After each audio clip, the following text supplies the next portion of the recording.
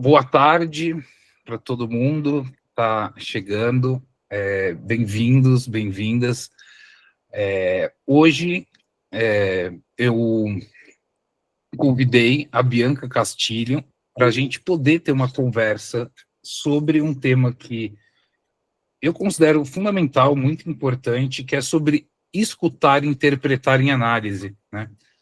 A Bianca Castilho, ela é psicanalista, diversos grupos de estudos, em Lacan, em Freud, enfim, desenvolve atividades em coletivos como comunidade psicanalítica, se eu não estou enganado, recentemente, inclusive, né, ela vai poder falar um pouco sobre, e que a gente conversa em alguns espaços, e a partir da experiência como analisante, como psicanalista, como supervisora, e em estudos, e é alguém que eu gosto bastante de dialogar nos estudos que faz, né, sobre Lacan, tem esse ponto que eu acho que é muito delicado, importante e rico, ao mesmo tempo, acho que reúne todas essas características, que ora, quando a gente está na posição de analista, especificamente, particularmente, e nós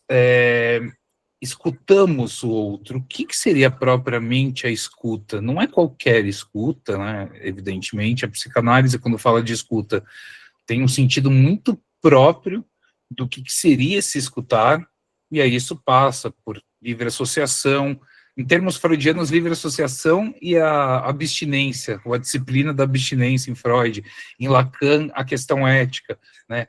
Como ouvir, mais que ouvir, escutar propriamente o discurso do outro sem impor as nossas leituras, o nosso entendimento. É um processo que é princípio da psicanálise e, ao mesmo tempo, dificílimo, acho que é um trabalho propriamente.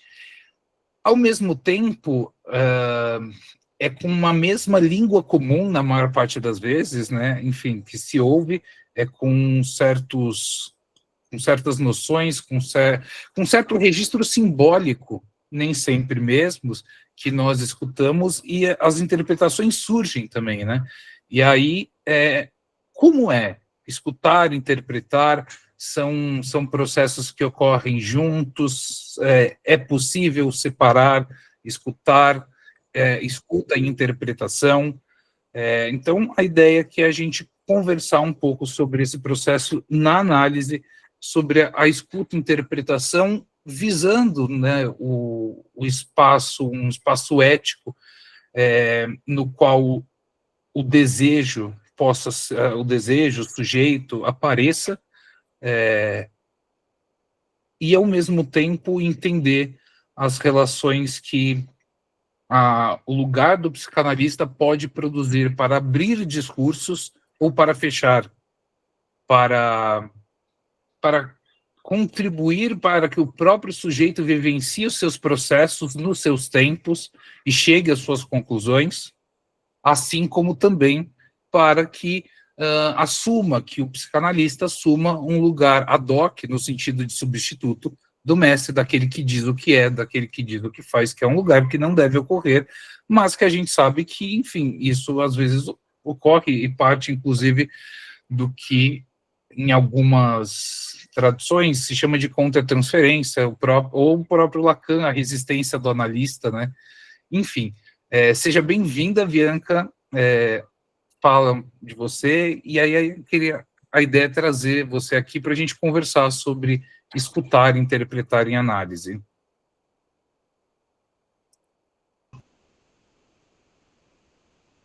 Está mutado. Tá me ouvindo? Aí. Tá me ouvindo? Sim, agora sim. Bom, boa tarde, gente. Muito obrigada, Bruno, pelo convite. Fiquei super feliz de estar aqui nesse espaço. A minha ideia é que a gente possa trocar, falar sobre, inclusive trocar experiências, né, sobre esse tema que eu acho tão caro para nós, né? Minha ideia, né, é um pouco mais pela Lacan, porque é disso que eu tenho mais propriedade para falar, né? Propriedade é uma palavra fortíssima, mas é o que eu tempo aqui estudar. Para guiar a conversa, eu fiz uns slides com referências de textos, só para usar como base, tá? E aí eu vou tentar compartilhar. Vamos ver como é que vai. Estão vendo a página, né? Aí, perfeito. Bom, como o Bruno já falou, eu acabei colocando agora no início, mas eu deixei para o fim também essa página, que é os grupos que eu tenho hoje. Tem um grupo de discussão de casos também, que tem um formulário lá na bio do Instagram. Se vocês quiserem me mandar uma mensagem, eu mando o link do formulário para lista de espera, né, para quando liberar vaga. E esses 3 primeiros grupos são gratuitos e os 2 últimos são pagos. Todos eles têm uma mesma proposta, que é de uma leitura horizontal, para que a gente possa ir trocando junto, construindo junto. Nenhum deles é quesito aula ou leitura prévia, né? Ambos para a gente construir junto ali. Descobrir junto o que tem nesse texto. Deixa eu mudar. Bom, para a gente começar então, né? A arte de escutar equivale quase a de bem dizer. É uma citação que está lá no seminário 11, né? E eu não deixei essas palavras à toa, né? Eu quero tentar trabalhar um pouquinho elas para a gente também tentar abranger essa frase do Lacan, que às vezes muito se fala, né? Então, escutar. Já dá para a gente ter essa noção da diferença entre ouvir e escutar, né? Parece que ouvir vem de um ato mais passivo, né? E escutar é um ato ativo, que justamente envolve, né, posteriormente, uma interpretação, né? Então, ouvir seria quase que uma função mais biológica, e escutar requer mais interesse, mais atenção, né? E talvez até mais intenção também. Então, escutar, né? Eu fico muito pensando na nossa clínica, que é estar atento ao material significante. Não ao enredo, à historinha do paciente, não ao relato, né? Tanto que o Lacan vai fazer a diferença entre o fato discursivo e o fato relatado. Então, a gente precisa estar atento a esse material significante, ao fato discursivo do sujeito, e acolher, de alguma forma, o que nessa fala escapa, né? Inclusive, o que escapa também é o não dito, né?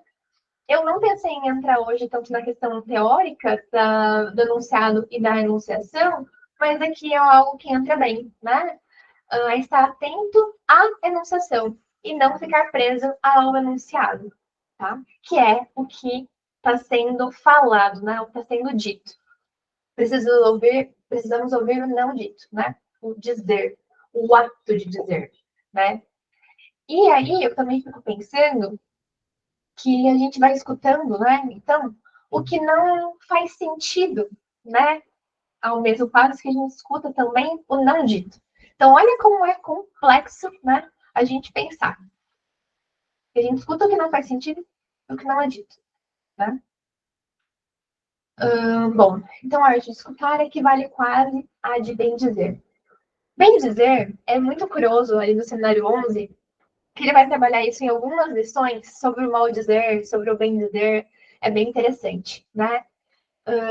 Então, bem dizer é quase que apontando o furo, né? Então, esse dizer é apontando o furo, é apontando a falta, é apontando o tropeço, né?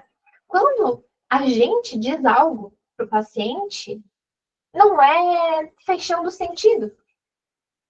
Não é para fechar o sentido, não é para a gente entregar algo para esse sujeito, né? Esse enigma não precisa ser resolvido ou fechado. E aqui, talvez, até para a gente pensar na questão do sonho, né? O sonho como essa coisa enigmática. E aí, o que eu escuto desse sonho? Como que eu interpreto esse sonho? Exatamente. Vamos vivendo com o paciente, né? O sujeito vai narrar esse sonho em sessão, né? Para que a gente não queira responder ou dar conta dele naquele momento, né? Naquele ato que o paciente trouxe o sonho.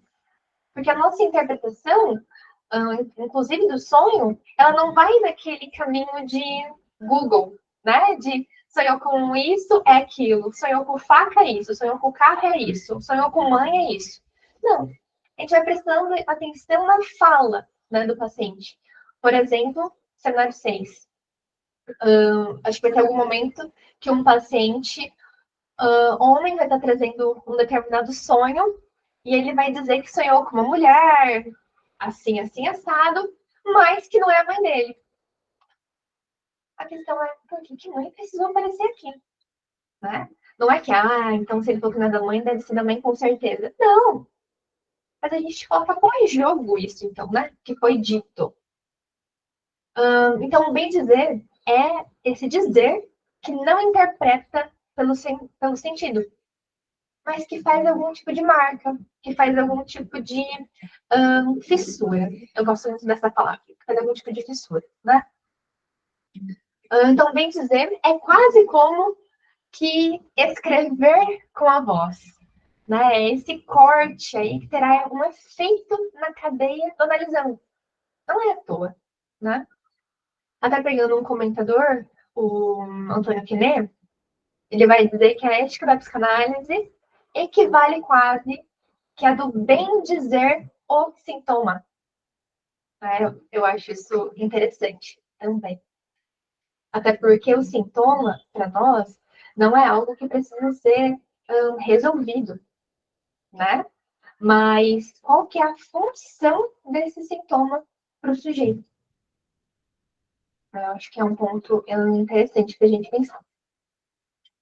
Bom, eu não falei da arte ainda, mas já chegarei nela. O quase, né? O quase eu acho interessante porque é como se fosse respeitar a ética do analista, né? A questão do não saber. Então, esse quase faz menção a esse não saber do analista, né? O quase também protege o ato da interpretação, que não se trata de uma norma, não se trata de um código, não se trata de algo já dado, né? Se trata de um ato, inclusive, né? Que não é previamente estabelecido. Tudo isso a gente está lá no seminário 11, né? Nessa lição aí de 15 de abril. Bom, escutar também, fiquei pensando até de uma forma poética para a gente pensar nisso, né? É quase que acolher o equívoco, quase que acolher um não sentido, né? Inclusive acolher um sentido fechado também que o nosso paciente dá, para que a gente possa colocar uma vírgula, uma reticência, um ponto de exclamação, né?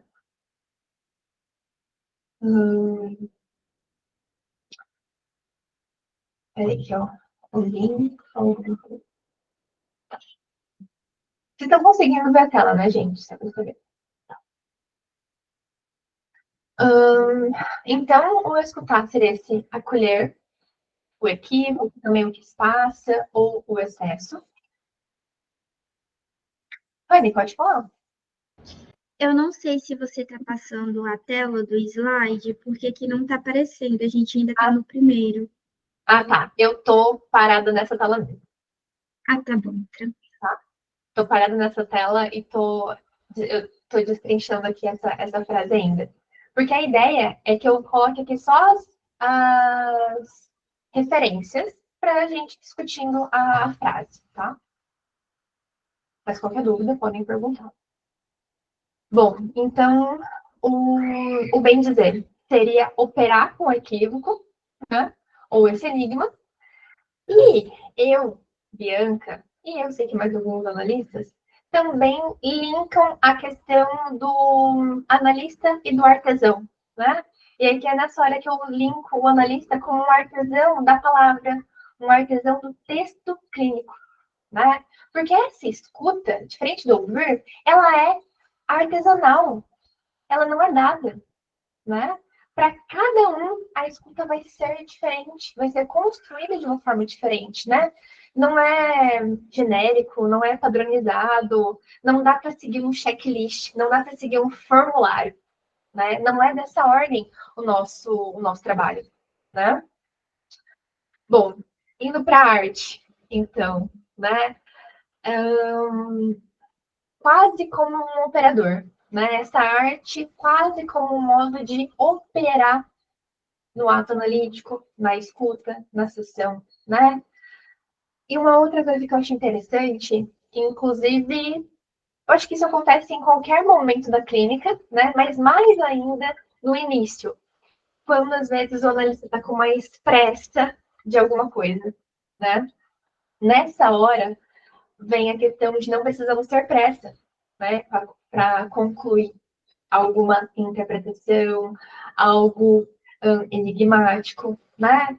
Tão pouco essa pressa vai nos servir de algo, né? Eu fico pensando que o melhor seria se a gente se preocupasse mais com a escuta do que com a interpretação. Porque escutar já é um trabalho, né? E aí, pensando até na origem da palavra, né? Arte. Vem de uma maneira de ser ou de agir. Um saber fazer. O Kollaka também vai trabalhar isso ali, principalmente no cenário 23, né? Esse saber fazer do analista, né? E eu também o vejo como um trabalho do detalhe, no detalhe, né? De casa em casa, né? Bom, fiquei pensando nessa questão de que o artesão, né, o analista, nós vamos trabalhar com o que falta também. Então não vai ser, a gente não vai trabalhar com só isso que está sendo dado ou falado, né? A gente vai trabalhar, inclusive, com o que não está ali, com o que não se diz, com o que falha, com o que fica esquecido por trás do que se diz, né? É uma frase que está lá no Ator Dito. E aqui, gente, algumas horas eu vou muito por associação, tá? Mas depois eu posso passar as referências também para vocês irem a fundo lá no texto, tá? Bom, algo interessante, né? Que o analista vai trabalhar com isso que excede o sentido, né? Só, ao meu ver também, só a técnica não dá conta. Não dá conta, né? E aí eu lembro também do sonho, por exemplo. Nós vamos trabalhar a partir do que está sendo narrado no sonho. Não vai ter uma técnica que vai dizer, né? Link isso com aquilo, link isso com aquilo. Então, como é interessante se apoiar na teoria e perceber os efeitos da nossa escuta e da nossa interpretação, né? Por isso também que o Lacan vai dizer, inclusive nessa frase, né? Não é a técnica de escutar, é a arte de escutar. Porque me parece que a técnica pode ser ensinada. Então, eu vou ensinar vocês a escutarem, faça isso, isso, isso. Eu vou ensinar vocês a escreverem, escreva isso, isso, isso. Não sei se é muito dessa ordem, né? Porque a arte também vai exigir uma posição subjetiva, inclusive do analista. E essa parte eu acho muito interessante porque nós, analistas, fazemos parte do texto do nosso paciente. Então, eu acho isso muito potente, inclusive, para a gente poder pensar. Não é sem o analista, é com o analista. Inclusive na escrita, na escuta. Por que eu estou escutando isso? Por que eu não estou escutando aquilo? Por que é por essa via que eu estou indo e não estou indo para outra? E aí que entra, por exemplo, a questão da supervisão, né? A ideia de uma supervisão é dar uma supervisão, digamos assim, né? Uma supervisão para o analista. Para onde que ele não está olhando? Para onde que ele não está ouvindo? O que ele não está escutando, né? Eu acho interessante de pensar que nós, analistas, a gente vai escutar o som, o tropeço, né? A hesitação em falar de alguma coisa, a voz mais trêmula, a repetição, a entonação, porque isso também vai nos dar notícias de significantes. Significantes não são palavras que se repetem, pelo menos não são só palavras que se repetem. Pode ser tudo isso que eu falei. Som, pode ser uma frase inteira, pode ser uma palavra, pode ser o sufixo da palavra. Né? Então, olha como é detalhoso o nosso trabalho de escutar. E eu coloco até o trabalho de escutar porque é trabalhoso, né? Eu até fico pensando que a gente trabalha muito mais fora de uma análise do que dentro da análise, propriamente dita, né? O trabalho, inclusive, de ler outras coisas para além da psicanálise. Ler literatura, né? Ler poema, ler contos, porque fica parecendo que quando a gente lê só teoria, só técnica, só Lacan, parece que algo fica empobrecido na hora que a gente está escutando. Parece que essas ligações, nossa, mas não estou conseguindo fazer essa ligação, não estou conseguindo fazer essas amarrações. Justamente porque só uma teoria embaixo do braço não dá conta. A gente precisa expandir isso, né? E eu acho legal que tanto Freud quanto Lacan, quanto vários outros, fizeram isso. Olha de tantos referentes que eles bebem também, né? Então, acho que isso é para a gente pensar também. Bom, eu até fiquei pensando num exemplo, né? Deixa eu ver, acho que eu coloquei essa...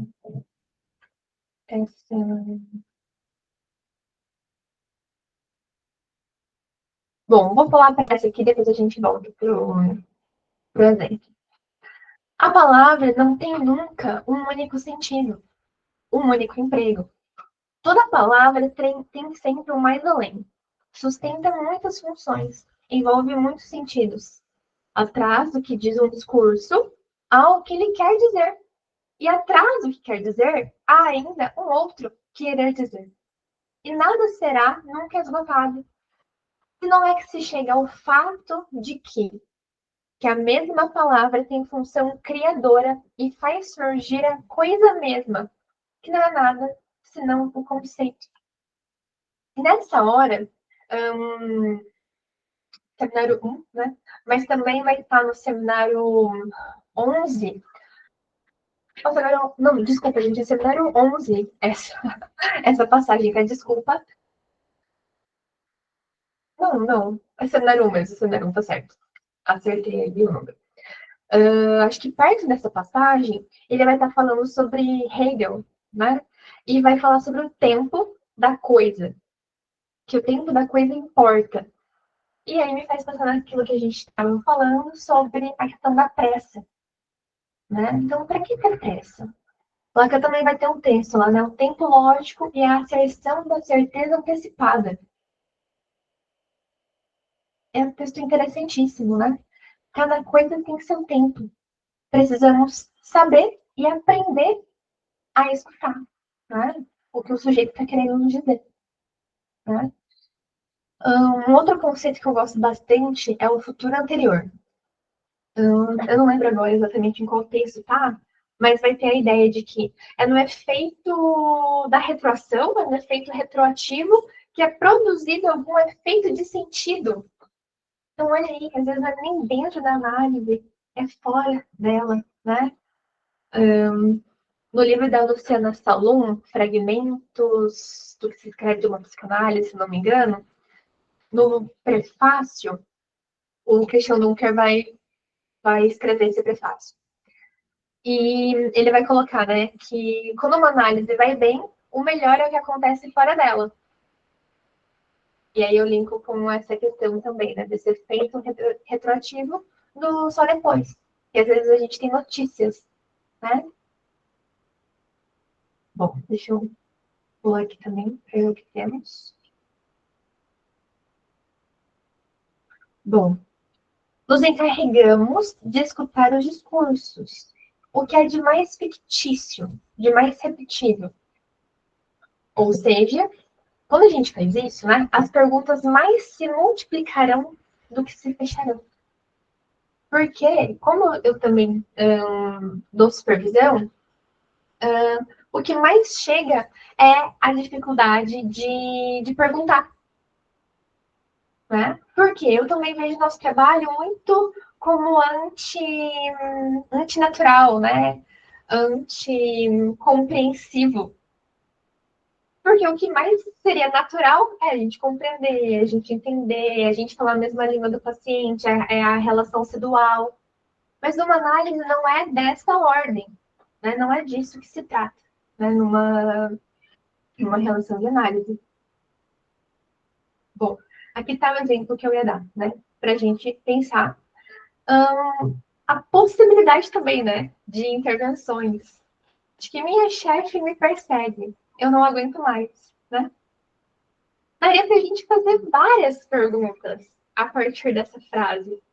Eu adoro quando no seminário 16, Lacan vai usar o exemplo de está chovendo, 2 palavras, que tem vários sentidos.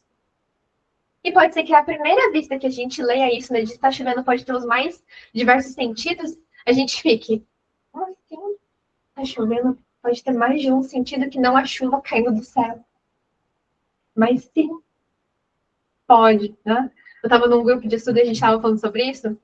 Teve um colega que compartilhou a letra de uma música, né? It's Raining Man, alguma coisa assim, né? Ou é bênçãos que tá chovendo, é homens que tá chovendo do céu. Então, assim, são coisas interessantíssimas. E aí entra a questão, inclusive, de literatura, que eu coloquei. Parece que vai até nos ajudando, né? A brincar com as palavras, a expandir a nossa criatividade de perguntar, né? E aqui eu fiquei pensando, né? Minha chefe me persegue, eu não aguento mais. Será que o nosso caminho é fazer com que a chefe pare de perseguir ela? Ou, porque persegue? Não aguenta? Aguenta? Acho que Freud já dizia isso, Lacan em algum momento vai dizer também, sobre o não haver não vindo do inconsciente. Vamos supor que a gente pegue isso e pegue essa frase. Minha chefe me persegue, eu aguento mais. Justamente, aguenta o quê? Aguenta pra quê? Como é aguentar? Aguenta? E aí vai variar de analista para analista, né? Mas tem hora que eu me vejo sucinta na marcação, marcando só uma palavra, ou colocando uma outra palavra junto nessa pergunta. Mas o quanto é interessante, né? O que será que eu estou escutando? O que será que eu quero escutar mais dessa frase, né? Que esse paciente, essa paciente está me contando. Bom, deixa eu ver aqui a minha folhinha para ver se eu estou muito então.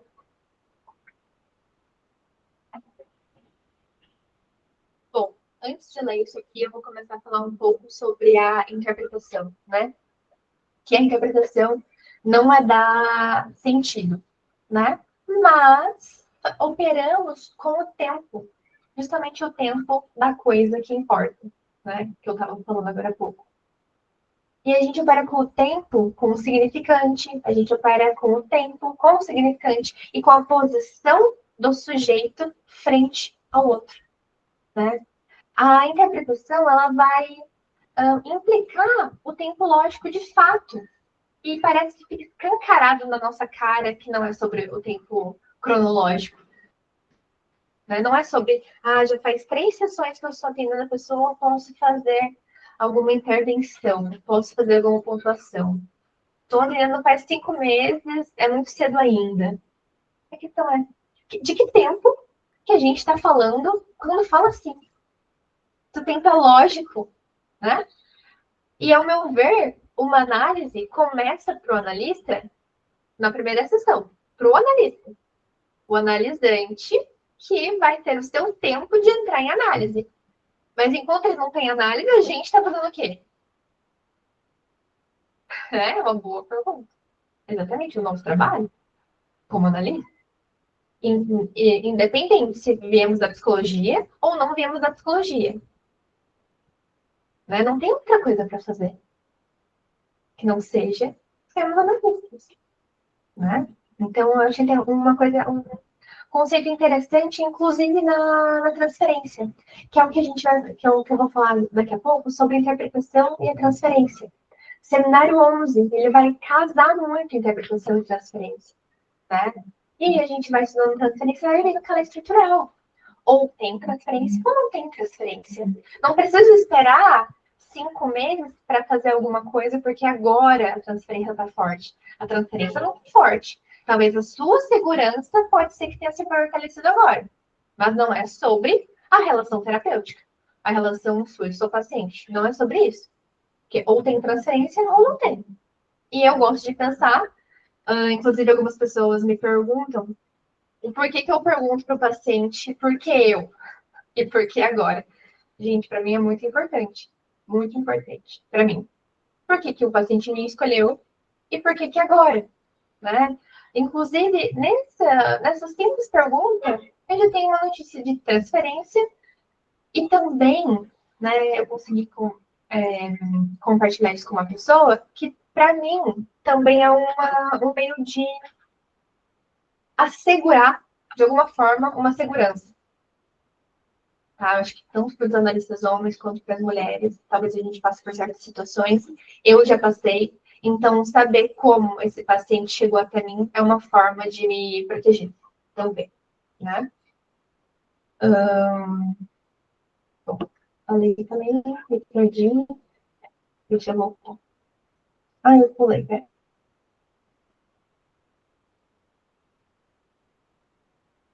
Pronto, acho que é. Bom, eu também gosto, né, de fazer essa associação com os 3 tempos lá do texto, né, o tempo lógico, que é o tempo de ver, né, o tempo de olhar, o tempo de compreender e o tempo de concluir, né? Justamente para a gente ter essa percepção que o ato interpretativo, né, vai depender desse instante de ver, desse tempo de compreender, desse momento de concluir, e que às vezes não acontece nessa ordem, né? Eu gosto muito de quando a Luciana Salom fala, ora eu concluo antes mesmo de olhar, né? Então, olha como a gente precisa realmente ter uma paciência com a gente e com o paciente, né? Uma outra coisa que eu também acho interessante de falar e de pensar, não sei vocês, mas parece que é uma grande fantasia, né? De que interpretar é a mesma coisa que explicar a cena, explicar o porquê que o paciente faz o que faz. E aí fica parecendo até, não sei, uma coisa meio mística, uma coisa um pouco salto-melo, de vou te dar aqui, vou te explicar o que você faz o que faz. Mas essa é uma grande fantasia, né? Interpretar não é dessa ordem, né? Interpretar, principalmente no Lacan, é intervir num tempo que é lógico e não cronológico, né? E aí, coisas que nos ajudam, né, a organizar isso também é a cadeia significante. O significante organiza posições, né? Então, qual que é a posição do sujeito frente ao grande outro? Qual que é a posição do sujeito frente a isso, frente àquilo, né? É interessante pensar que cada personagem da cena que o nosso paciente monta ali na sessão vai ser definido por essa posição, né? Um outro texto que agora eu estou lembrando, que eu acho que casa com isso, é a Carta Roubada, né? O texto ali que abre os escritos. Porque cada um vai. O que vai definir cada um é a posição que eles ocupam em relação à carta. Né? Não é por características de cada um. É pela posição que eles ocupam frente a outra coisa. Né? Então, o interpretar é operar com esse lugar do sujeito no discurso. Né?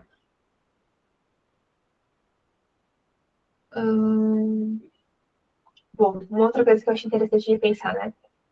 Que a interpretação, ela vai para além, né, da significação.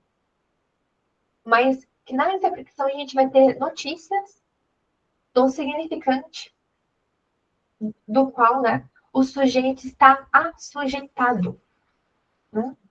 Fazendo menção à carta roubada de novo, né? Então, a carta ali no texto vai ser justamente esse significante, a qual o sujeito está preso sem nem saber, a depender da posição dele frente à carta, né? Bom, algo interessante, né? Eu vou ler agora essa passagem aqui, então. Se você é psicanalista, verá que essas forças pelas quais um psicanalista pode fazer soar outra coisa, algo diferente do sentido. Porque o sentido é o que ressoa com a ajuda do significante. Mas o que ressoa não vai longe. é bastante suave. O significado é abafado, mas com a ajuda do que chamamos de escrita poética. Você pode ter a dimensão do que poderia ser a interpretação analítica. Seminário 24. E esse outro, se eu não me engano, acho que foi no seminário... Eu não coloquei, né? Mas eu acho que o outro está no seminário 6. A interpretação não visa tanto sentido quanto reduzir os significantes ao seu não senso, para que possamos reencontrar os determinantes de toda a conduta do sujeito. Deixa eu pular.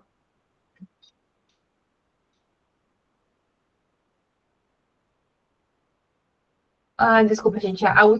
Essa última referência aqui que está na página 217 é do seminário 11. E essa que eu vou ler agora também.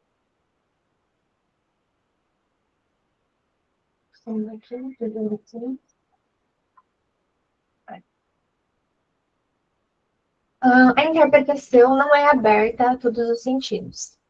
Ela não é de modo algum, não importa qual. É uma interpretação significativa e que não deve faltar. Isto não impede que não seja essa significação que é para o advento do sujeito essencial. O que é essencial é que ele veja, para além dessa significação, a qual o significante, não senso, irredutível, traumático, ele está, como sujeito, assujeitado, né? Que é justamente pegando esse gancho, né? Então, a interpretação, ela não é aberta a todos os sentidos, mas ela é uma produção de alguma coisa, né? A interpretação como operação sobre o significante.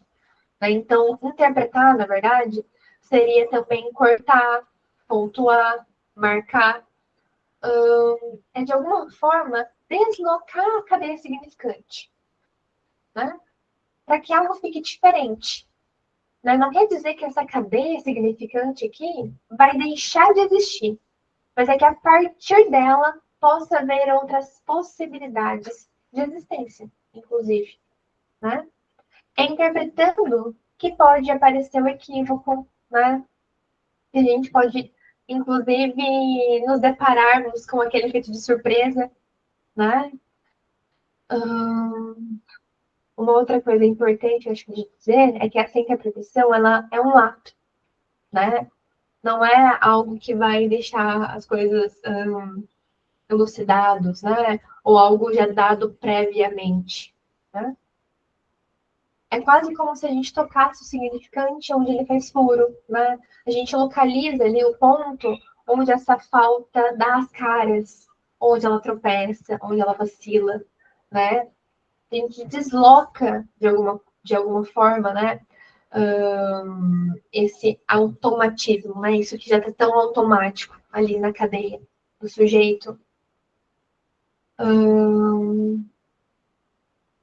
Até mesmo se a gente for pensar que a interpretação como um ato e como um corte, ela também teria como objetivo, né? Estou colocando entre aspas aqui, um vazio diferente, né? Um novo vazio, a produção de um novo vazio, né? Porque eu também vejo a interpretação como a abertura de um espaço, onde o sujeito possa vir a falar de outro modo sobre aquilo que ele falava antes, né? Esse efeito da surpresa eu acho muito interessante. Para os dois lados, tanto para o analista quanto para o lado do analisante. Inclusive, quando às vezes a gente faz alguma pergunta querendo ou supondo que vai para um lado e vai para outro, né? E aí tem alguns que possam ser resistentes e não, a gente tem que olhar para lá. Mas por que não olhar para cá, né? Por que não se surpreender com isso que veio? Vamos ver o que vai dar, né? Também é interessante pensar nessa interpretação que é menos dizer muito e mais bem dizer, né? Tá, às vezes será mais sucinto do que a gente imagina, né? Bom, eu também acho a interpretação, né, necessária numa análise, porque sem essa interpretação, parece que a fala do analisando vai seguir deslizando, né? Mecanicamente, sem ter uma intervenção para poder ir para outro lugar, né? Sem poder produzir alguma coisa ou apagar alguma coisa, né? Bom, interpretação e escuta, né? É um sinal também para a gente ter notícias de que não há escuta neutra, né? Como seria uma escuta neutra? Talvez um silêncio mortificado, né? Um silêncio ensurdecedor. Eu também acho legal a gente pensar no silêncio enquanto função. E não só ficar em silêncio por ficar em silêncio, né? Então, a interpretação ela não é da ordem de explicar, de traduzir, de, inclusive, reconstruir a história. Porque quando a gente vai para o lado, né, de interpretar, reconstruir, chegar a algum lugar, fica parecendo que vai ser possível, né? Tirar todo o conteúdo dessa caixa ou chegar num ponto X, né? Diga, Kelly, por favor. Sabe o que eu fiquei pensando? Quer dizer, eu estou pensando muitas coisas, mas agora, quando você citou essa questão da neutralidade, eu fiquei pensando, bom, a neutralidade até há, né? Há no sentido, por exemplo, eu fiquei pensando aqui, né? No sentido de que, bom, eu vou suspender a minha moralidade, né? A minha religiosidade, talvez, que é algo bem particular, né?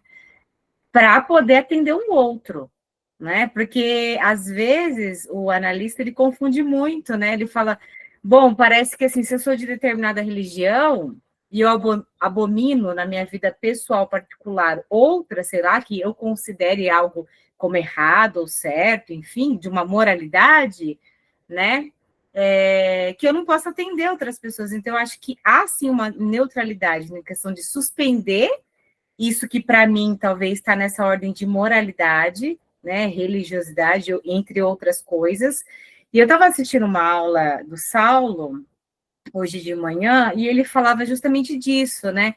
Quando, não sei, acho que talvez não tenha nem muito a ver, mas agora eu me lembrei disso. Que ele fala assim de um caso, quando o paciente, por exemplo, que você falou da neutralidade, eu lembrei, né? Quando o paciente fala assim, pergunta assim, você tem, como que é? Você tem filhos? Não, porque para mim é importante que você talvez tenha filhos para que me atenda, porque, né, pensando que se você tiver, você vai entender. Eu acho que tem a ver um pouco com o que você está falando, da questão de interpretação, né? Vai entender o que eu passo, o que eu vou te dizer, desse lugar, enquanto você também é pai, você tem um filho. E aí eu achei interessante que ele coloca assim: bom, então quer dizer, eu vou ter que ter um filho para poder entender. Eu talvez que vou ter que ser presidiário, me colocar nesse lugar, achei interessante a colocação dele, para poder entender o que é ser um presidiário, ter essa experiência para atender um que foi, né? Vou precisar ter um câncer, por exemplo, para poder. Então, não é desse lugar, né? Então, quando você fala dessa questão da interpretação, dessa escuta, né? E aí ele responde isso para o paciente. Não tem a ver com se eu passei ou não, tem a ver com uma escuta atenta, né? É de outra ordem a função do analista, né? Então, eu acho que a neutralidade também, ela, igual você falou, não tem como ser neutro, mas tem uma certa neutralidade no caso de a gente suspender algumas coisas, resistências até nossas, né? Para atender o diferente, porque é isso, a gente vai encontrar pessoas totalmente opostas a nós, e a escuta, ela não tem a ver com isso, né? Estar esse lugar de igual. Kelly, acho que você tocou num ponto legal. Eu gosto, tá, de pensar que não é sobre neutro, é sobre morto. É isso aí que fica morto, entende? Esse que não é neutro, porque ele nem entra na conta. Não deveria entrar na conta. E caso entre na conta, é importante que o analista se veja com isso e talvez não atenda mesmo. Né? Eu acho que é aí que a gente pensa de que a resistência ao discurso do analista, porque o que tem nesse discurso aqui que eu não estou conseguindo ouvir? Talvez eu realmente não consiga. E não é desmérito, não é nada. É porque aqui eu não consigo. Tem outros que vão conseguir. Assim como o contrário. Tem outros que não vão conseguir, você vai conseguir. Né? Então é isso que eu penso também. E já que ele falou sobre essa questão, acho que é um ponto interessante, inclusive, para a gente pensar no paciente negro, por exemplo. Eu não sou negra, então eu não consigo ouvir um paciente negro, né? E aí vai a questão do imaginário e da fantasia dos pacientes que chegam até nós. E é por isso também aquelas minhas duas perguntas. Por que eu e por que agora? Por quê? Também é o imaginário de que, então eu vou fazer análise com uma pessoa branca e que é mãe, porque eu sou mãe, então ela vai me entender melhor, né? Isso é um engodo, assim, né? Os homens, eu quero fazer análise com o homem por causa disso, daquilo, né? Não é. Porque se for, a gente não está falando de análise. Justamente, a gente cai no nível da compreensão. A relação analista e analisante não é dual, não é compreensiva, é anticompreensiva, né? Então, quando eu digo neutro, que eu não consigo pensar na questão do neutro, porque eu sou totalmente ativa numa sessão. Eu, como analista, sou totalmente ativa. Na escuta, na fala, na escrita, no texto, eu faço parte da cena, né? No cenário 16, o Lacan vai colocar o analista como bode expiatório, né? Ele não é nem o coadjuvante, nem o principal, mas ele tá ali na cena, né? Então, ele é ativo, mas não com as nossas questões. Olha como é complexo, né? Ele é ativo, mas não com a minha questão. Inclusive sentimentos. Cenário 1. Ele vai falar, nunca se disse que o analista não se pode sentir. Porque não sei, gente. Tem um povo aí que é gelo. Analista é gelo, analista não fala bom dia, fala para quem? Bom dia. É uma coisa louca, né? Inclusive, vem no Lacan muito como grosso ou N coisas, sendo que na versão da Staffordshire, ou Stafford, ele deseja feliz ano novo, ele deseja outras coisas ali para os alunos dele, mas na Zahar, às vezes isso é tirado. Então, é a imagem que passa. De novo, a nossa fantasia, o nosso imaginário gritando. Eu tenho o costume de falar que o nosso imaginário ele é um carro alegórico. E dependendo do que for, ele vai ficando cada vez mais cheio, impedindo a gente de escutar. Porque aí, se eu falar tal coisa, o paciente acha tal coisa, isso o paciente sair, e se isso, aquilo. Todos esses exercícios aí que a gente sente, que a gente se angustia, mas é eles que a gente acolhe, leva para a supervisão e vai estudando de o que é isso, né? Será que é sobre o paciente? Adoro o seminário 10, que ele vai dizer quem é que vocês poupam? O analisante, sem dúvida, mas também vocês mesmos. Ele é maravilhoso. E é isso. Ele falou assim, é verdade, né? Que saco. Mas ok. A gente consegue, né? Ter a ver com isso, na nossa análise, na nossa supervisão, no nosso estudo, ligando para um amigo, falando, meu Deus, precisamos, né? A clínica não se faz sozinho. Então, é interessante pensar nesse lugar de morto, porque não vem as minhas questões não podem entrar. Isso é morto. Mas olha como eu sou ativo. Porque quem tem o poder de dirigir o tratamento? O analista, né? O texto lá dos escritos. Então, eu tenho essa visão entre o neutro e o morto, mas é exatamente isso, né? Não é as minhas questões que estão no jogo. Meu ensino, livro roxinho, né? Ele vai falar sobre a altura de sujeito e a questão do objeto A, né? Não são coisas distintas. Eu acho que a gente sofre muito quando a gente separa alguns conceitos. Às vezes é menos difícil quando a gente vai estudando eles engrenados. Do que você só isso aqui. Não tem como. Você é só o simbólico. Não dá, não dá. Mas, né? Não tem como, é difícil. Né? Não é à toa que os 3 registros estão o quê? Enodados. Não tem hierarquia entre eles. Né? Assim como os conceitos. Muitos, quando a gente estuda sozinho, é mais pequeno. Eu, Bianca, acho, né? Acho que eu já li essa frase.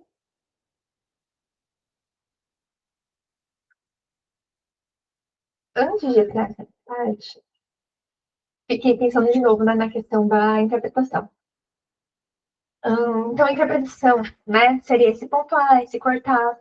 Por isso que aquela hora eu falei sobre escutar é tão importante quanto interpretar, porque um corte também tem efeitos. Na verdade, a ideia do corte é essa. né? A do silêncio também.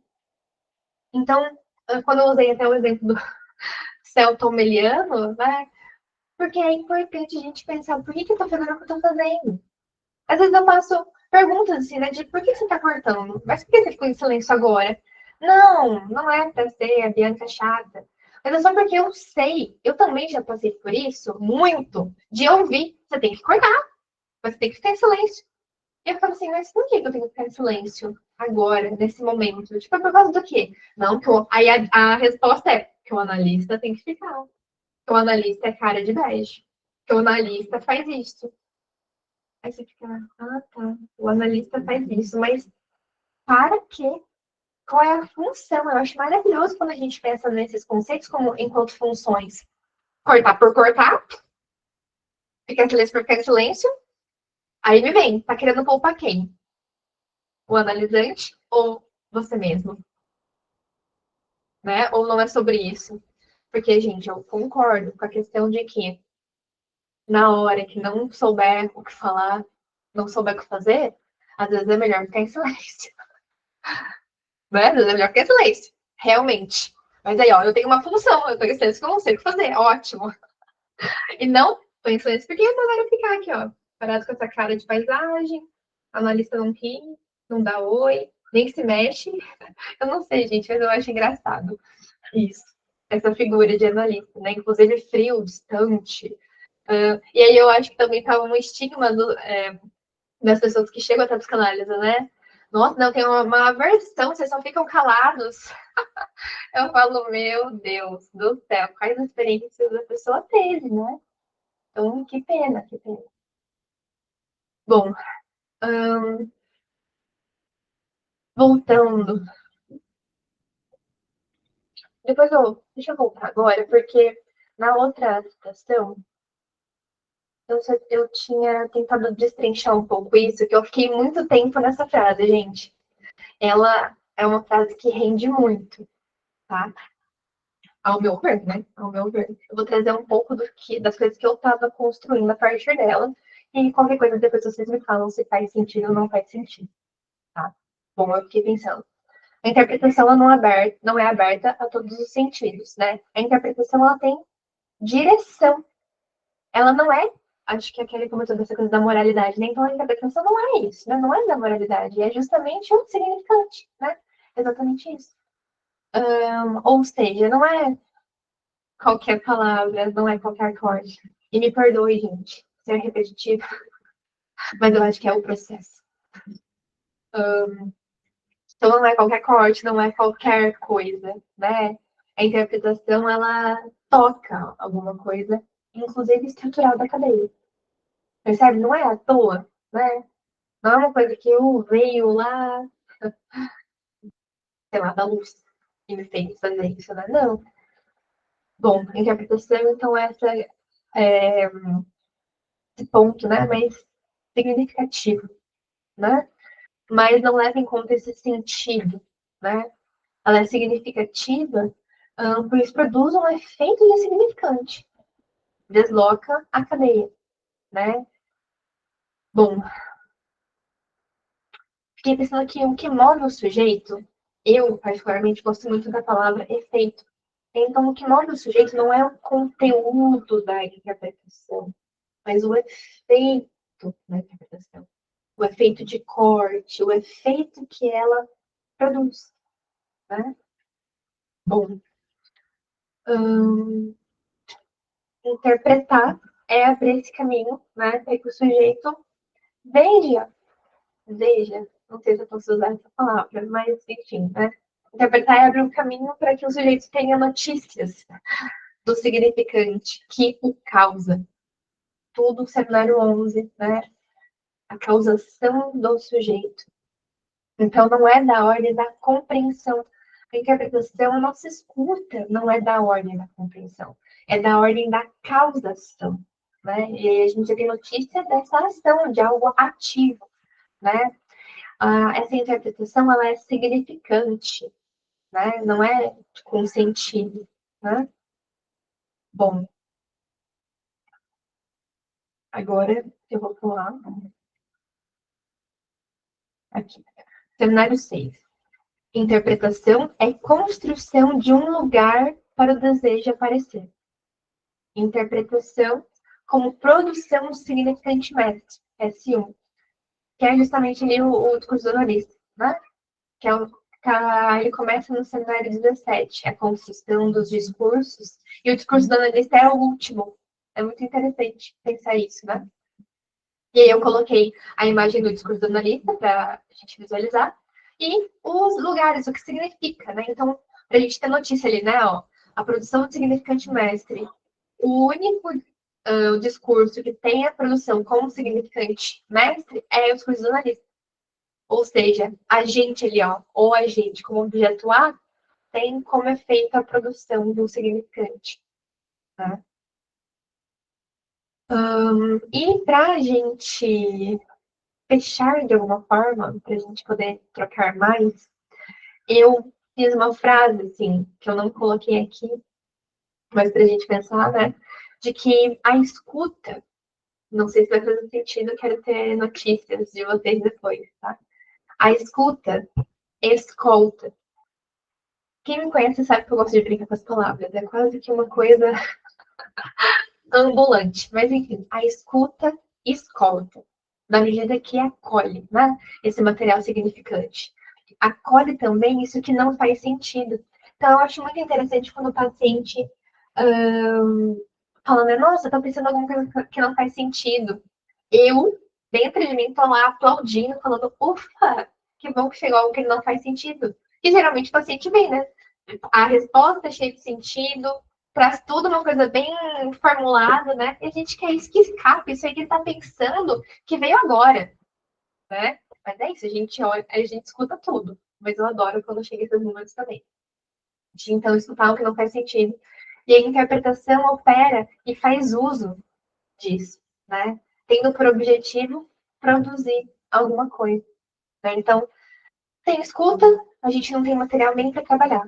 Mas sim, interpretação não tem ato que transforme alguma coisa, que passa com que a cadeia fique diferente, por exemplo, né? E aí tá o ponto que eu linko a clínica com arte. Eu também sou uma pessoa que gosta de bordar e de pintar. Então, vem muito daí esse meu trabalho manual também fora da clínica, né? Pensando que a clínica, então, é essa arte do intervalo entre uma coisa e outra, entre o que acontece aqui e ali.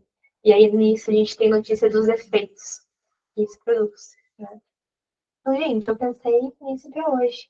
Muito obrigada.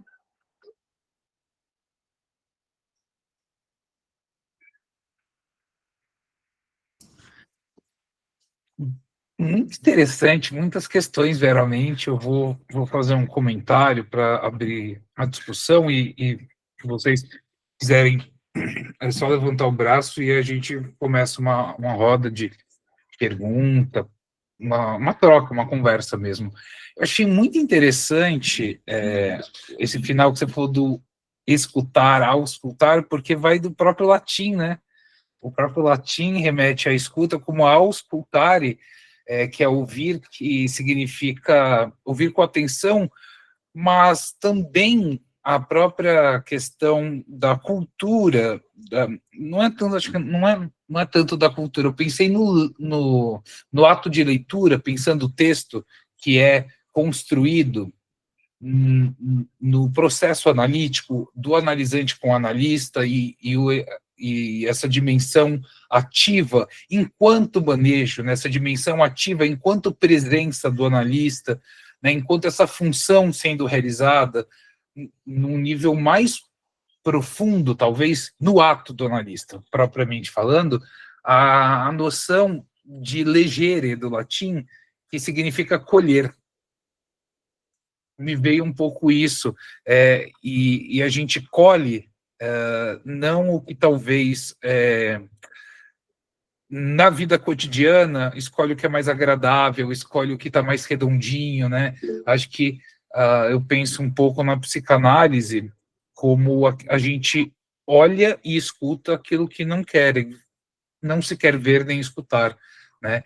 Então, a dimensão do sem sentido, para mim, que navego por mares lacanianos revoltosas há pouco tempo, mas que venham muito mais de uma tradição freudiana, mas eu vejo essa relação bastante interessante. E até esse lema que foi atribuído ao Freud, falando que quando ele estava com Jung, num congresso nos Estados Unidos, eles falaram, vamos levar a peste para a Europa. Na verdade, isso aí foi um boato do Lacan, né? Foi um boato do Lacan em relação a isso não ocorreu veridicamente, mas eu acho que traz um pouco essa dimensão que já há na psicanálise freudiana, já há com Freud fundando a psicanálise, e que o Lacan dá contornos muito, muito interessantes em relação a isso, a essa dimensão do equívoco, essa dimensão daquilo que escapa, do sujo, enfim, dessas dimensões que ficam, de certo modo, à margem, e justamente por isso tem um elemento, tem um interesse muito grande para a psicanálise. Mas eu comentar um aspecto diretamente agora sobre escutar e interpretar, né?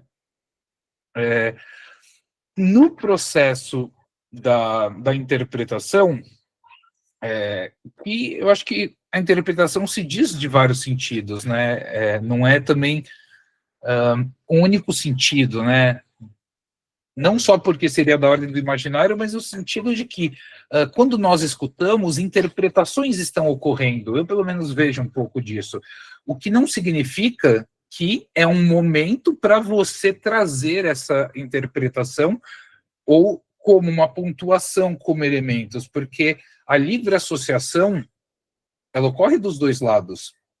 Enquanto analista, o que você vai ouvindo também vai havendo processo de livre associação, só que, e eu gostei muito, a Renata Wittmann trabalha um pouco isso, eu acho bastante interessante, mas o processo do analisante da livre associação, não que conosco não ocorra, mas no manejo, a partir daquilo do que surge no processo da livre associação, a partir da fala, a partir, inclusive, do que não é dito, muitas vezes, ou certas entonações.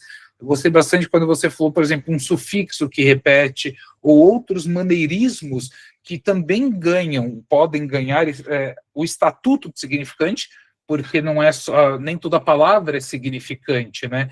Então, eu penso no sentido de que me parece ser uma falsa modéstia falar que não interpretamos nada, não estamos interpretando, escuta pura, como se ao escutar, inclusive casos, por exemplo, de limites, onde a gente não consegue escutar e leva para análise, leva para supervisão, mas acho que tem algum certo nível de interpretação que fica na nossa mente, enquanto escuta, nexos vão se formando, por assim dizer, e coisas que escapam, inclusive, ao nível da consciência, do nosso inconsciente, que vai fazendo elos. Então, conexão, acho que nesse sentido mais amplo. E aí entra a dimensão da ética da psicanálise ou do que o Freud chamava da abstinência, né? E essa disciplina da abstinência, que é você sair desse registro, que parece que você fala muito do termo do sentido, né, enquanto algo do compreensivo, né, e você perceber o que eu chamaria talvez dos deslocamentos daquilo que foge a essa dimensão. Bruno, ok, você quer falar antes de sair? Desculpa, vou precisar sair, mas eu fiquei pensando, né, no repartitório, porque hoje a gente estava estudando de novo, né, repartitório, estava com o Felipe Alves, e aí a gente falou justamente disso, né, do repartitório, faz a gente pensar no significante, nessa lógica significante, né, nessa estrutura, e a importância, por exemplo, dessa escuta, com o objetivo, por exemplo, né, sabendo que mudando os elementos da cadeia, a gente consegue mudar o sujeito, né? Tem esse efeito de mudança no próprio sujeito. E aí eu acho interessante, porque tudo envolve o primeiro, vamos dizer assim, a primeira questão, que é o que você trouxe hoje, que é o ato de escutar, né? Você só tem como fazer qualquer tipo de intervenção, ou ato analítico, né, no cenário 15, ou ato analítico, por conta dessa escuta, né? Começa aí, né? Para você poder pensar no caso, fazer supervisão, começa aí, né? Então, é interessante como o efeito que isso pode ter no sujeito, né? Em algo que tem uma lógica estrutural ali, né? Dessa cadeia, mas que qualquer elemento que se muda daquela cadeia através desse processo de análise, dessa intervenção do analista, dessa pontuação, expansão, e assim por diante, intervenção, é possível, né, como efeito, mudar esse sujeito. Então, por isso que a gente está aqui, né, sexta-feira, estudando, falando disso, articulando, porque a gente sabe a importância que tem, né, esses estudos, justamente por conta do trabalho que nós fazemos, né, envolve esses estudos para pensar a importância disso, para pensar nessa cadeia e ter um efeito sobre esse sujeito. Obrigada, viu?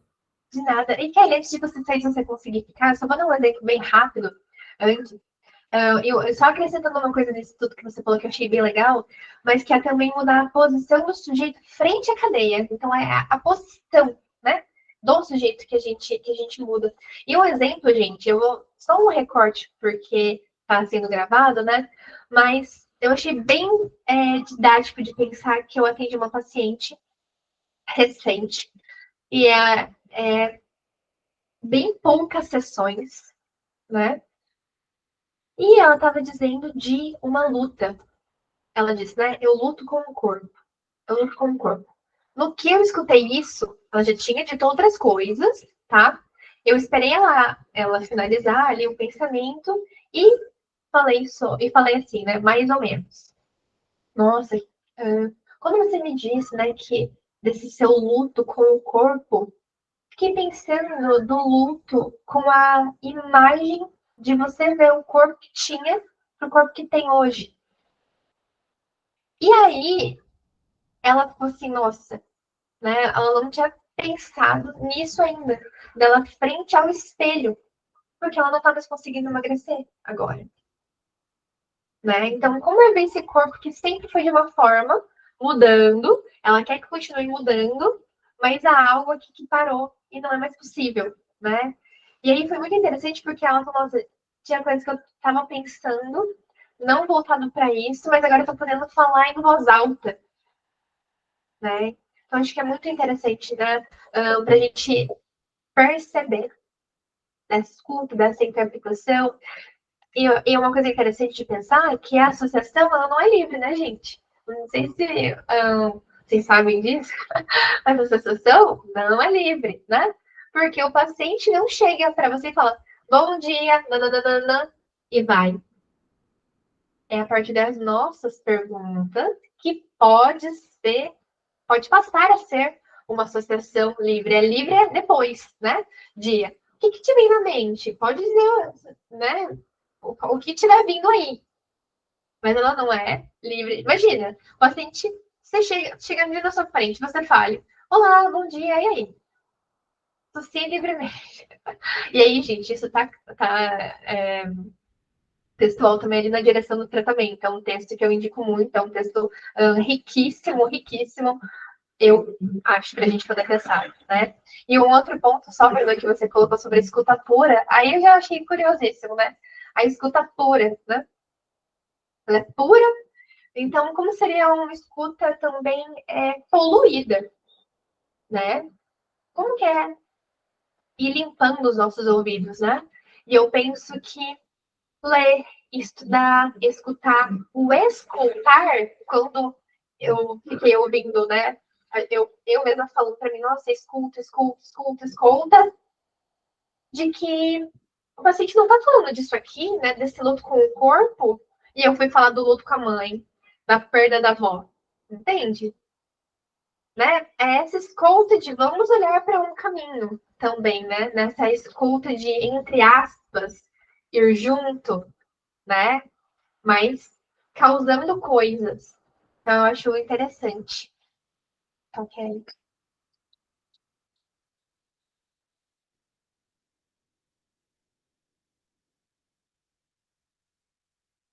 Bruno, você tá mudo. Não sei se você estava falando. Obrigado. Lutando contra a tecnologia. Vou só concluir, então, vou sintetizar o raciocínio, e aí abrir, o pessoal quiser falar. Eu não tinha visto aquele que ele tinha levantado antes, mas acho que o ponto, você tocou nessa questão da escuta e da interpretação, mas eu penso sobre o desafio, e aí eu gosto muito da noção de arte, que o Freud, desde o começo, sempre falou da psicanálise entre arte e técnica, sempre se moveu, né, nunca foi unânime arte ou técnica, mas ambos os termos eles vão se construindo, e aí eu penso arte no sentido do labor mesmo, no sentido do quase que poético, né, da poiesis, porque produzir vem de poiesis, do grego, né, de um processo de escuta que é esse enredamento de interpretações surgem, possibilidades de leitura, a partir do exemplo que você trouxe, por exemplo, a ambiguidade desse termo e uma possibilidade de uma intervenção, isso se sucedeu em, por exemplo, pode ter se sucedido em você, e na medida em que você avalia, esse é um apontamento que eu vou fazer, uma intervenção que cabe a partir do manejo de caso.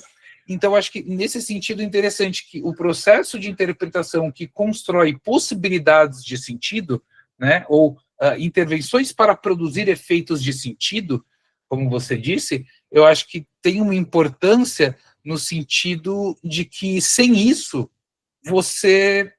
sem a interpretação não há escuta, inclusive para conseguir sair do deslocado, deslocar e sair da onde estaria fixado, por exemplo, né?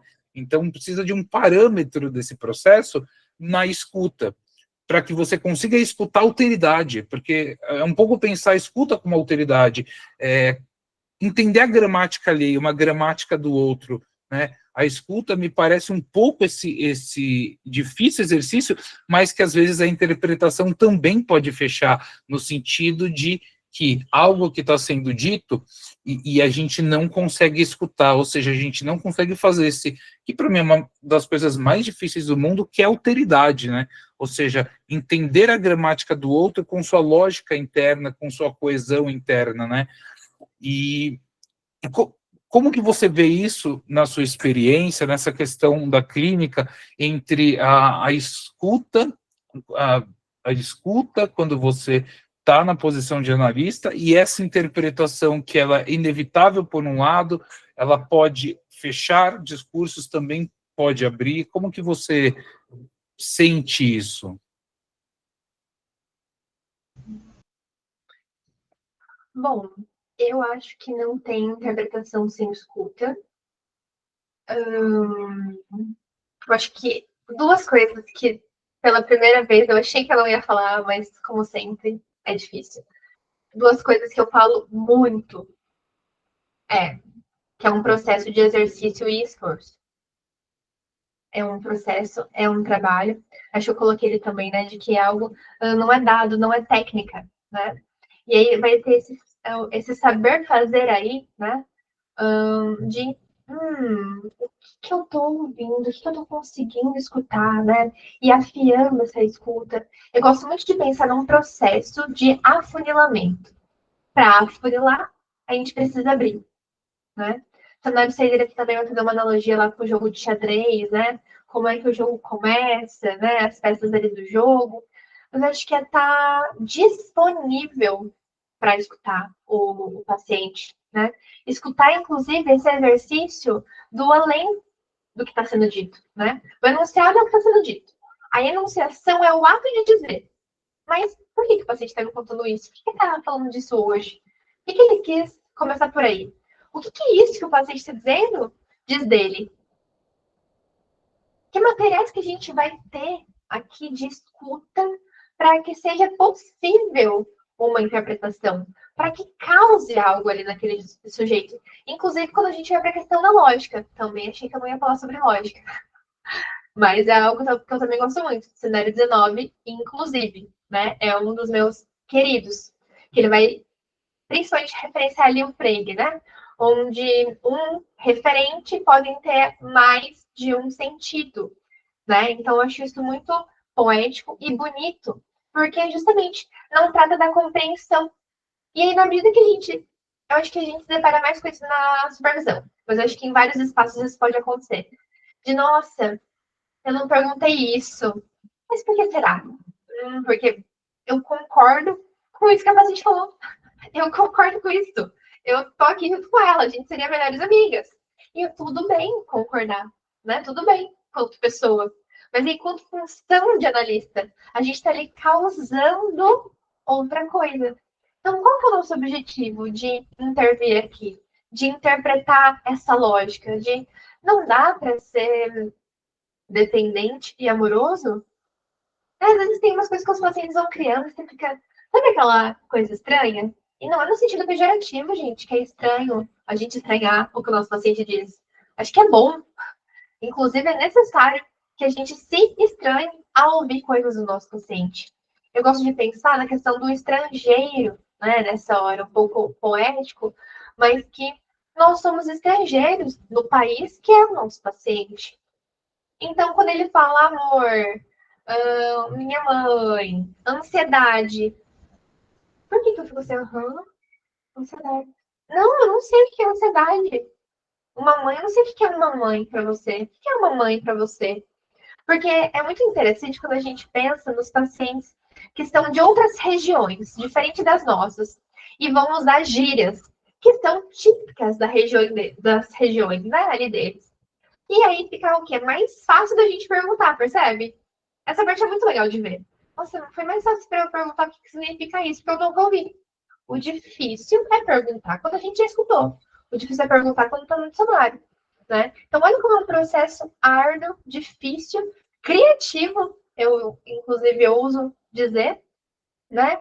E artesanal, né? Porque não é sobre técnica, é sobre o que é isso que está vindo, né? O que é isso que não está sendo possível? Ou por que isso está sendo dito dessa forma? Por que o paciente está interpretando isso? Um outro exemplo, gente, talvez para amarrar isso, né? Eu sou mãe, acho que na minha apresentação não tinha isso, mas eu sou mãe da Sofia. E alguns pacientes meus sabem que eu sou mãe. Por N motivos, um deles é, caso eu atrase, caso eu precise remarcar, eu sou bem sincero com os meus pacientes do motivo, caso eu precise, que não é comum. Mas os da noite, especificamente, às vezes eu atraso 2 minutos, 5 minutos. Então eu aviso, para que eles não fiquem pensando coisas. Olha só, como eu, como analista, também estou imaginando que eles vão fantasiar e eu não quero. Porque eles fiquem ali angustiados pela minha demora. Que às vezes eu não vou conseguir avisar eles. Mas enfim. Um específico, recentemente, né? Eu atrasei.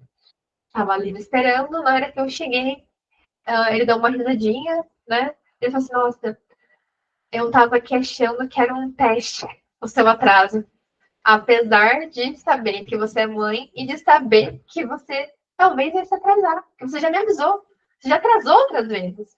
Ou seja, saber que talvez eu vá atrasar não fez com que ele não interpretasse o meu atraso.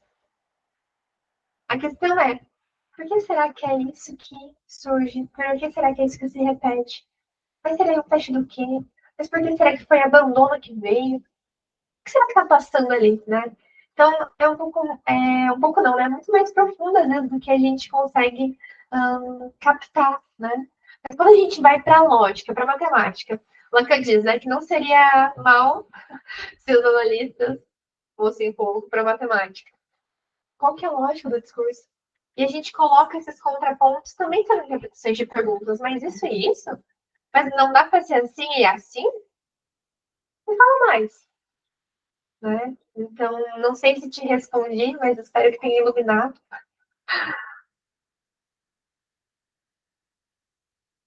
Foi muito bom, não? Foi muito bom. Talvez, me veio um pensamento agora, talvez escutar e a interpretação, inclusive no sentido lacaniano, que eu acho que nesse sentido não é igual, mas vai na mesma direção que Freud, pelo menos o Freud do Construções em Análise, por exemplo. Talvez aquilo que fala, né, o deslocar do imaginário para o simbólico é o que talvez seria uma analogia do escutar. É quando você sai desse sentido único e você vai para os sentidos marginais, você vai para o sem sentido, para aquilo que tropeça, e a interpretação também. Então, talvez esse deslocar de um registro imaginário único, de sentido único, para o simbólico, com a sua multiplicidade, com o seu movimento, seja algo que pudesse, enfim... Eu pensei isso ao pensar na sua fala e a nossa conversa, escuta interpretação. Parece que tem algo dessa ordem ocorrendo. Sim. Achei legal, Bruno, você trazer isso. Eu não peguei isso, assim, preparado, né? Tão embasado.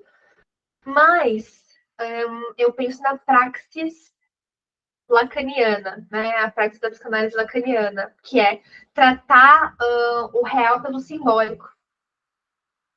Então, eu também vejo a nossa escuta e a interpretação indo por aí.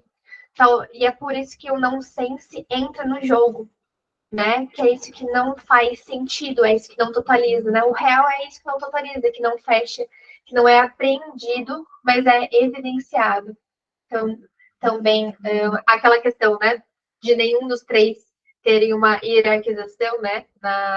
Pro Lacan, mas da gente pensar os efeitos de um no outro, mas o como é quando a gente trata o simbólico pelo real, né? Trata o real pelo simbólico, desculpa. A gente trata o real pelo simbólico.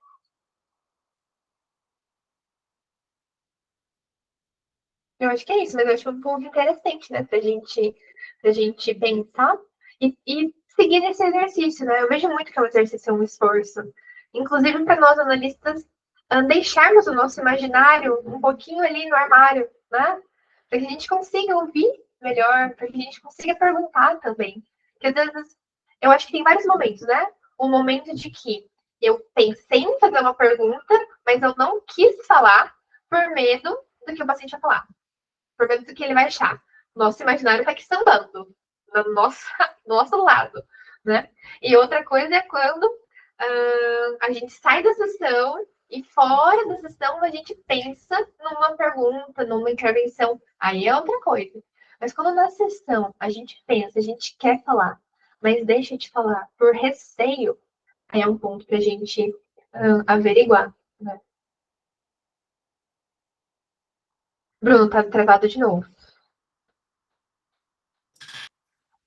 Grande parte dos impasses, acho que vem, inclusive, disso, né, de um certo narcisismo. Eu vejo que, e eu falo por mim mesmo, me colocando para jogo, por assim dizer, no começo de clínica, havia uma insegurança tal a ponto de que, e, lógico, inicialmente não assumida, e depois percebendo, elaborando, enfim, tratando isso no divã, e em supervisão, mas é justamente por uma insegurança do analista que ele deixa de fazer tantas coisas, e também a busca narcísica de fazer o certo, né? Eu acho que a coisa do labor, que não tem técnica, acho que vem disso também, né? Saber habitar essa incerteza, ou tentar habitar cada vez melhor essa incerteza, essa não certeza que a clínica exige, faz na posição de analista, porque muitas vezes não fazemos, ou pelo menos eu não fiz muitas no começo, justamente porque eu acho que não é o momento e tudo mais.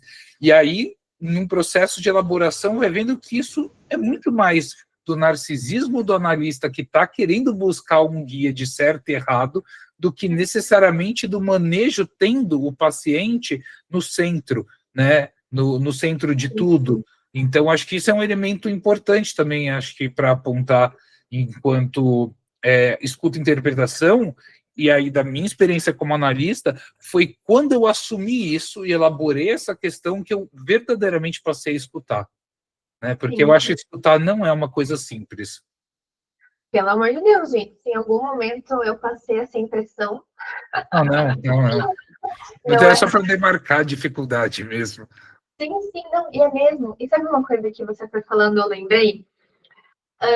Desse processo, acho que você também falou, essa palavra processo, você me lembrou da questão da angústia e da liberdade. Então, me parece que tem horas que é angustiante, né? Fazer certas intervenções, fazer certas coisas, estudar, inclusive. Mas aí, quando é isso, o contraponto. Conforme a gente vai estudando, parece que vai ficando um pouco mais possível, a gente vai sentindo até um pouco mais de liberdade em atuar, né? Eu acho que vem dessa segurança, inclusive, né? Da experiência, do estudo, dos pares que a gente troca, os pares que a gente escolhe para estar junto, para trocar, faz muita diferença. Muita, muita, muita. Então, eu acho interessante poder ter em quem se apoiar e esse autorizar-se, né? O autorizar-se quanto analista. Eu penso muito no autorizar-se, nesse ato, entende? Não é que eu me autorizei lá 2 anos atrás, 3, 4, 10. Não. É um autorizar-se. Ouço dizer quase que diário. Tá? Até porque, eu acho que se eu não seguisse me autorizando, talvez eu já falasse, já sei isso aqui, fecho os livros, só vou atender, não vou mais estudar nada. Não, é justamente pelo não saber, justamente pelo autorizar-se que a gente segue, né? O movimento, né? Algo que não é possível, né? Ser pego ali. E se for pego, eu só consigo pensar no tiro ao alvo, né, da pulsão à morte.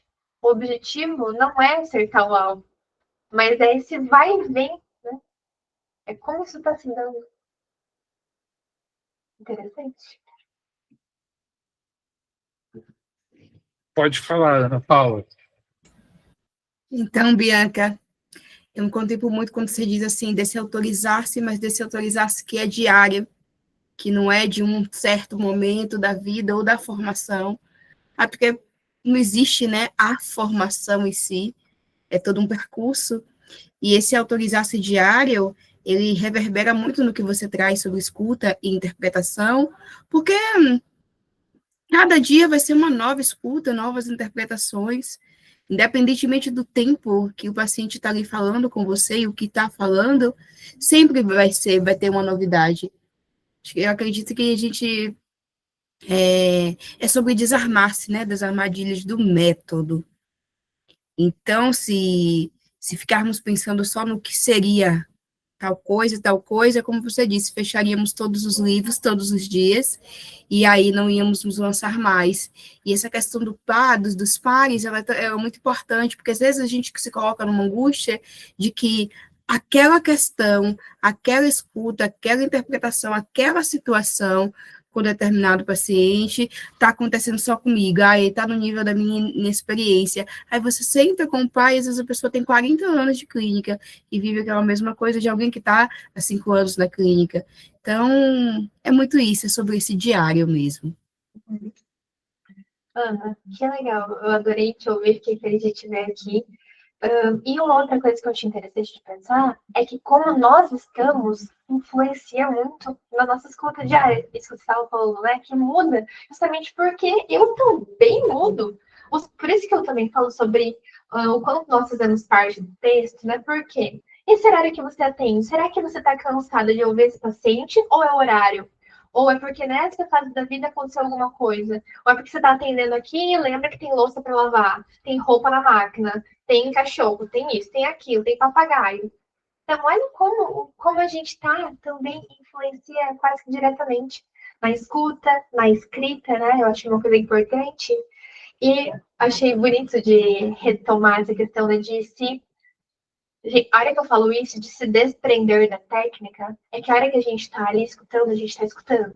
E nessa hora eu gosto muito do que o Jung fala, né? De que quando ouvir, né? Quando tocar uma alma humana, seja outra alma humana, né? Então, eu acho que tem esse toque um pouco sensível, que não à toa é um trabalho que eu estou começando a fazer de afeto, corpo e amor. Nessa ordem, inclusive, não é à toa, mas eu acho que nos dá notícias, né? Acho que a gente não está com o livro embaixo do braço, o paciente fala uma coisa, a gente fala, isso aqui é demanda, isso aqui é isso aqui é aquilo. Isso é depois, é na formalização do caso, na escrita. Escute o seu paciente. Se interesse pelo seu paciente quando você estiver ali fazendo isso, né? Um texto que eu gosto muito, são dois, né? Discurso de Roma, dos outros escritos, e Estou Falando com as Paredes, que são textos que vai haver algo assim. Se o psicanalista não se interessar, então ele não será psicanalista. Não é dessa ordem. E uma outra coisa sobre a psicanálise mais se aproxima quando está próximo da psicanálise divertida, alguma coisa assim.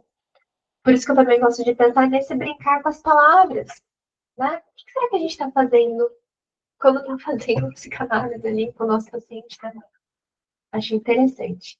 E os pais dão esse acalento no nosso coração, né? Dessa, de novo, fantasia e imaginário de que só nós passamos por tal coisa, né? Ou nós não podemos sorrir, nós não podemos aceitar presentes. Eu tenho um presente de uma paciente, gente, eu vou até compartilhar com vocês. Nossa, eu não sei onde está agora. Eu não deixei aqui para mostrar. Acho que eu não vou achar. Mas é um marca-texto, coisa mais fofa do planeta. E aí vão ter psicanalistas que vão o quê? Cancelar a Bianca, que ela recebeu um presente. Tudo bem, gente, fiquem aí sem receber presente. Tá tudo ok. Não é sobre isso. Mas depois eu acho, gente, e posto lá no Instagram uma foto. Quero convidar para, mais uma vez, para quem está aqui, para quem não estava no começo, mas também para quem assistir, você falar. Você até fez, né? Acho que a primeira tela dos seus grupos, apresente seu trabalho e fazer o encerramento. E desde já, eu quero agradecer muito por você ter aceitado o convite e vir aqui falar no Entre a Letra de Van Convida, que é essa proposta para que a gente traga pessoas da psicanálise e também fora da psicanálise para questões que nos atravessam, né? Então, a gente sempre, todo mês, traz alguém aqui para a gente conversar sobre temas que são do interesse, que nos atravessam na clínica, na vida, e que, consequentemente, a nossa clínica vai estar afetada, de um certo modo, né? Então, muito obrigado pelo convite, pelo material que você apresentou, pela conversa, e volte sempre que quiser. Muito obrigada, Bruno. E só para pegar esse afetados pela escuta, né? Que sejamos mesmo mais afetados e mais afetuosos. Um abraço, gente. Muito obrigada. E qualquer coisa, eu estou à disposição para conversar por mensagem ali no Instagram. Um abraço.